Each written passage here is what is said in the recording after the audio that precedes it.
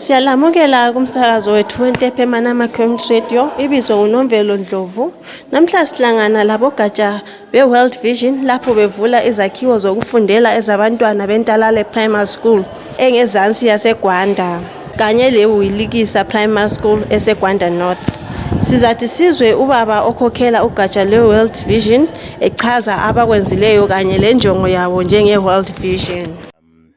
IWorld Vision inhloso yayo ukusiza izigaba ikakhulu iqaphele ebantwaneni ukukhulisa abantwana lokuthi bakhule bengabantu abalembeko njalo abantu abangafunda basize izigaba zakibo. So phakathi esithi ngama technical programs esiwenzayo, education is one of them. Sile livelihoods, sile amanzi, sile e-health, bese siba lenye egoqela zona izinto njengoba libona kubhalwe emuva ngapha esithi ngama talking walls ezihlanganisa ukuvikela kwabantwana.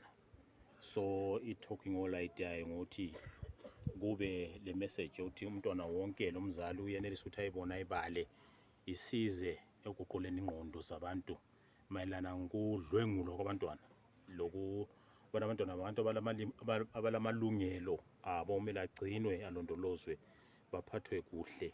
Ama-blocks lawa azasiza kakhulu entweni eziningi ngaphandle nje ukuswelakala kwama-classroom blocks vele ezikolweni eziningi, kodwa azasiza ngokukwehlisa inani labantu ababehlala phakathi kwe-building eyodwa engingathi ku-decongesta ngesikhiwa.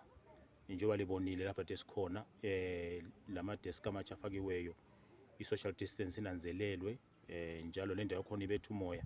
So ngaleyo ndlela sesihlanganisa lezinye izinto ezikhangelelweyo ku-COVID-19 ukuthi siziqaphele kuzasiza kakhulu ukuthi kuvikela abantwana njalo kwenza ukuthi abantwana bafundele endaweni ezinhle ezakwenza ukuthi baconcentrate ezifundweni zabo.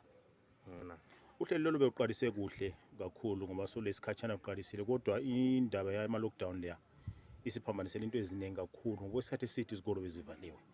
Kutsho ukuthi le profuturo labantwana bengayifinyeleli ngenxa yakho nokho kukhathesi nje njengoba sengani sesivulile esingani sokusungula okuyinto kwakhona, kodwa bayakuthakazelela lingananzelela njengezolo size siyengena eklasini lapha abantu befundiswa khona. Usumuntu abantwana sebekubambile okuyinto khona ama-tablets sebenelisa ukuthi bangene ku-tablet yabo bahambe kuma-subjects afunakalayo njalo balandele ukufundisa okusenza umbalisi.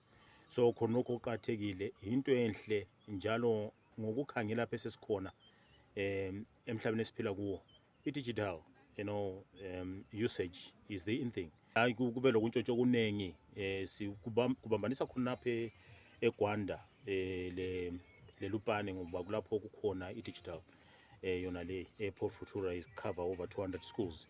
So yabona abantu bathatha nje advantage ukuthi akusela abantu abagcina izikolo njalo abantwana basaya izikolo basebesiya ke besantshontsha. Kodwa siyabona into yakhona nje likhuni lento eziningi phakathi uzafica ukuthi sometimes lama-teachers siyawacabangela ukuthi they've been part of that.